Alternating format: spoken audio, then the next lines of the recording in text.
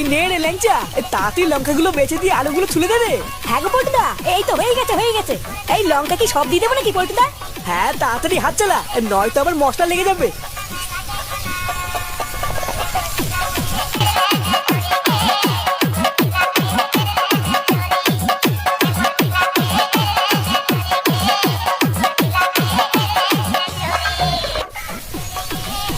এই কি রে, জলের ঢপ নিয়ে আবার কোথায় যাবি? আরে এর ভিতরে পাঞ্চিং করবো গো পল্টুদা। এই ঢ্যামনাতে পাঞ্চিং করতে গেলে তাহলে এখানে আমরা হাতে হাতে কাজ করবে ওইসব